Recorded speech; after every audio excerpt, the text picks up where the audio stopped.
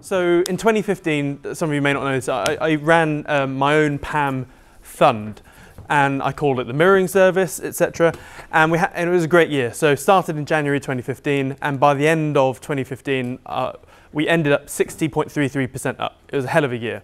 And what I tend to do, because I'm all over the runners, right? I want those runners, and if I have a good year, I tend to play with some of the profits. So after Black Monday in August, that was a 30% day. We were sat there at 80% up profit, and it was August, so beginning of September, sat there 80% up. It was a couple of million, about 2.5 million in the account at that point. And I then elected to do what I normally do in my own personal account. So in my own personal account, if I'm having a bumper year and it's not even the end of the year yet, I will say to myself, okay, I'm up 80%. I'm willing to end the year up, let's say 60%, but I'm going to play with 20% of those profits. Yeah. So worst case scenario, I'll end 60% up, boom of a year anyway. Best case scenario, I'll end up 500% up, or however high I can sort of run it.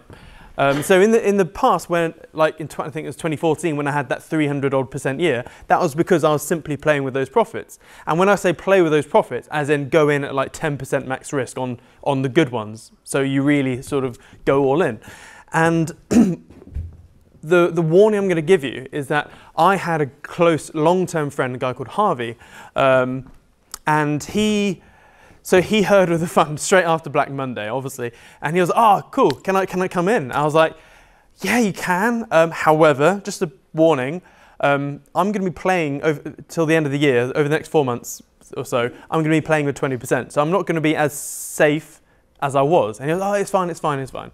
So he put 6 grand in, and the next 4 months proceeded to be the worst trading months I've ever had. Like ever. You can look at all the reports, they're online. I lost like 100 grand a month for 4 months in a row. And it was just like, I was like, God's sake. And it was horrible because as a percentage, yeah, I lost 20% over that time. But he put more than 6 grand in. I forgot what he put in. But long story short, by the end of the year, he was 6 grand down in in actual money. I thought my dad didn't put money in at exactly the same time. Oh, fuck.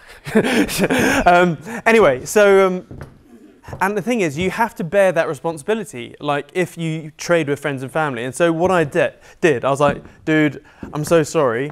And I just, out of my own pocket again, I gave him 6 grand to make him whole. That was the only way I could live with myself, okay? And if you don't have the means to basically put things straight, you're gonna have to live with, I've just lost my mate a load of money. Does that make sense? That's the main reason why I'm like, just don't do it. And also, as Alex will agree, when it comes to retail, everyone will be like loving you when you're making money, but the moment you're like down 0.5%, you'll get phone calls left, right and center. And it's just so stressful. So.